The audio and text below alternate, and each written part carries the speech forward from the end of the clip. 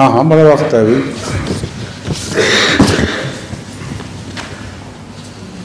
حضور سورت آل عمران آیت 34 میں ہے یقیناً اللہ تعالیٰ نے آدم اور نوح اور آل ابراہیم اور آل عمران کو سب جہانوں کے مقابل پر چن لیا.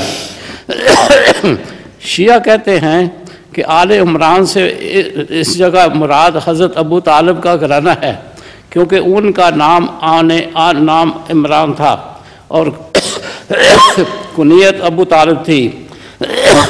حضرت ابو طالب کی نسل میں سے حضرت علی اور ان کی اولاد اور حضرت فاطمہ رضی اللہ تعالیٰ عنہ سے تھی.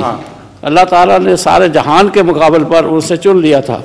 اس کا ثبوت یہ ہے کہ نجران کے عیسائیوں کے ساتھ مبالغہ کا حکم نازل ہونے پر حضرت صلی اللہ علیہ وسلم نے اپنے ساتھ حضرت علی، حضرت فاطمہ، حضرت حسن اور حضرت عثمان رضی اللہ عنہم اجمعین کو لے کر مبالغہ کے لیے نکلے تھے اور کسی کو آپ نے شامل نہیں کیا تھا.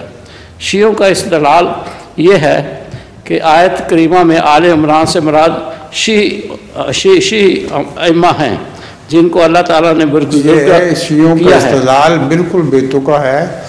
اس کا اس مبالغے سے کوئی جوڑ ہی نہیں ہے. آل عمران انہوں نے اپنی طرف سے بنا لیا ہے. حضرت صلی اللہ علیہ وآلہ وسلم کی اولاد آل عمران میں سے نہیں تھی. حضرت صلی اللہ علیہ وسلم نے جو مباہلہ کیا تھا اس لیے اپنی اولاد کو ساتھ لے کے گئے کہ مباہلے میں یہ شرط تھی کہ اپنی اولاد کو لے آؤ. اگر مباہلے سچے ہو تم تو حضرت صلی اللہ علیہ وسلم کی یہی اولاد تھی جو ایک چادر میں آپ نے لپیٹ دی تھی کہ یہ سب وہی ہیں. تو اس لیے حضرت صلی اللہ علیہ وسلم نے دوسرے صحابہ کو شامل نہیں کیا بلکہ اپنی اولاد کو شامل کیا ہے. اس کا جو استنباط آپ نے کیا ہے شیعوں کی طرف سے وہ بالکل جھوٹ اور لغو ہے. اس کا کوئی تعلق ہی نہیں ہے. ٹھیک ہے ٹھیک ہے. اور سوال کر لیں اور ختم ہو گیا اتنے ہیں. کوئی حرج نہیں، جلدی نماز پڑھ لیتے ہیں. جزاک اللہ. السلام علیکم. کون ہے اذان دینے والا آج؟